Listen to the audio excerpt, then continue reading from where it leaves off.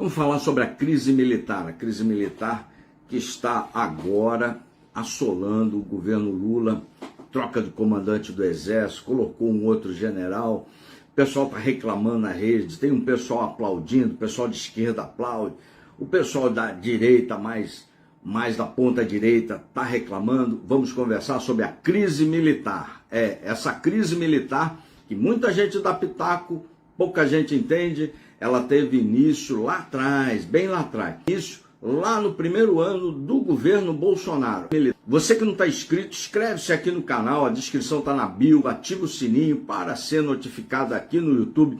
Você que não nos segue aqui no Instagram, segue no Instagram. Você que não segue no Facebook, segue no Facebook, ativa o sininho. E no YouTube, inscreva-se no canal. Todo dia sobe conteúdo novo para você pensar fora da caixa. Mas a crise militar tem início lá no primeiro ano do governo Bolsonaro. E nós vamos passar por toda essa crise, para que você entenda lá o tamanho do imbróglio, o tamanho da confusão. Bolsonaro, quando ele foi eleito em 2018, o Bolsonaro era um cara que não tinha grupo político. Ele sempre um lobo solitário lá no Congresso.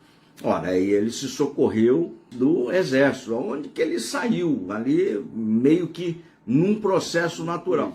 Porque o Bolsonaro saiu do deputado do baixo clero para presidente da República. Corre ali as Forças Armadas, ele trouxe gente das Forças Armadas para ocupar funções no segundo, terceiro escalão, primeiro escalão no governo federal. E começou aí a primeira crise do governo Bolsonaro. O Ernesto Geisel tinha tirado os milicos da política. Com a eleição do Bolsonaro, o Bolsonaro volta a trazer os milicos para a política. Mas o Bolsonaro, em vez de trazer a milicada da reserva, você pode ir para falar, o milico pode ir para a política e tal, mas desde que esteja na reserva. Ele trouxe militares da ativa. Aí ele bicou, indo de encontro com aquilo que o Ernesto Geisel tinha montado lá no regime militar. Ele trouxe militares da ativa. A lei permite que você pode trazer um ou outro, mas ele trouxe uma cacetada, ele trouxe um caminhão, um ônibus, uma frota, ele trouxe mais milhares de militares.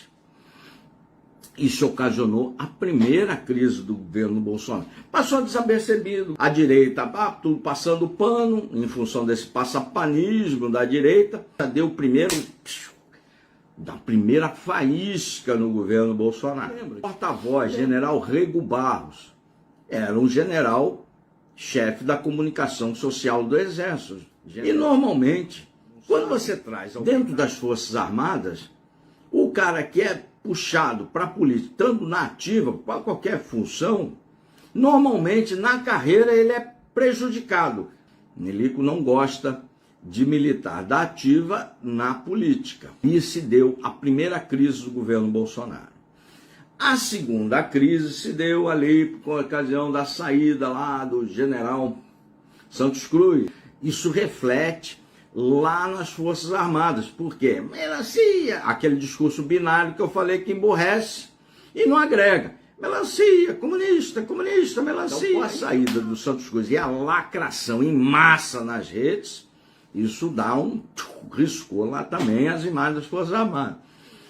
O general Mourão, vice-presidente, que é cancelado pela direita bolsonarista desde o seu primeiro dia também. Melancia, comunista. Isso também reflete lá nas Forças Armadas. E culmina essa primeira crise, vamos dar um apanhado geral, com a saída do Rego Barros, lá da comunicação social do Bolsonaro. Se estabelece oficialmente o tal do cercadinho, porque era o porta-voz, dava notícia, falava com a imprensa, tentava fazer aquela comunicação institucional que o Bolsonaro nunca soube fazer. E passou, encerra a primeira crise do governo, abre-se uma segunda crise. O Pazuello, ministro, primeiro ele foi ser assessor do ministro 02 lá, do ministro da Saúde, para cuidar da distribuição de vacina, logística, essa coisa toda. E o Pazuello, na ativa, o Pazuello era um general da ativa, virou ministro da Saúde. Gente da ativa ocupando cargos políticos. Aí o Pazuello sai do Ministério da Saúde, fica insustentável, ele cai e participa na ativa de uma motociata. Pazuello, general de divisão da ativa. Ele participa de uma motociata, sobe no palanque do Bolsonaro e ali, da ativa, num palanque político, deu aquela, startou uma crise. Pelos regulamentos militares, o Pazuello tinha que ser punido. Inclusive tem sigilo que deve cair agora, o Lula deve derrubar esse sigilo todo. O Pazuello não é punido, o negócio foi muito mal explicado, mal redigido e reflete nas Forças Armadas. Notem que a relação vai se deteriorando. Palácio do Planalto, alto comando. Junto disso tudo, eu chamo como uma espécie de terceira crise, vários militares da ativa,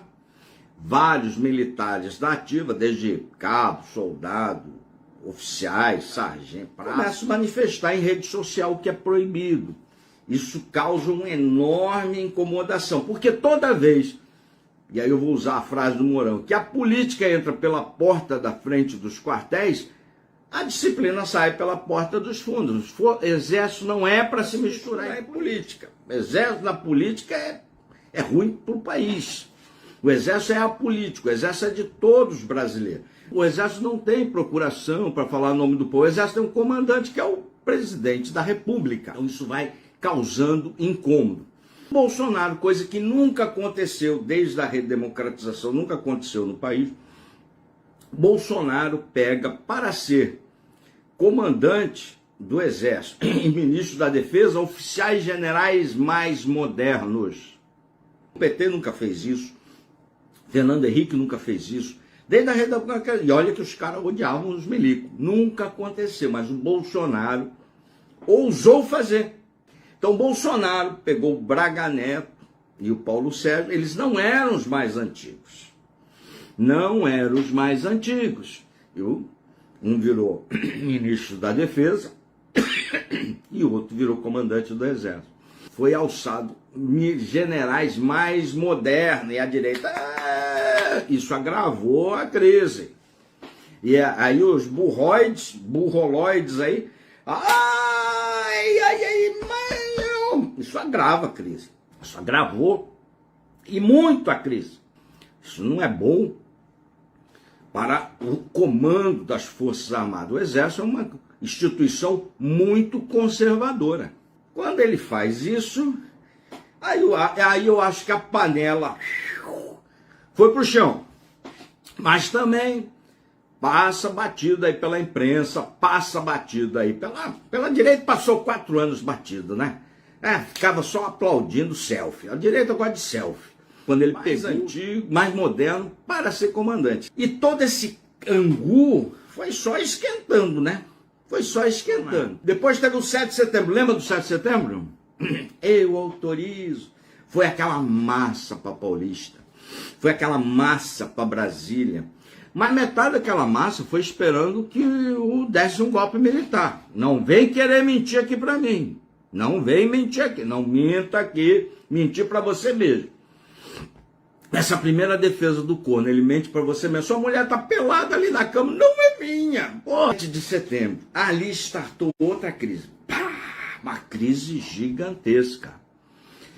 Tanto foi gigante que o Bolsonaro teve que ficar no colo do Temer. Ou vocês esqueceram da cartinha do Temer, piriri, poró, porque senão startou uma outra crise.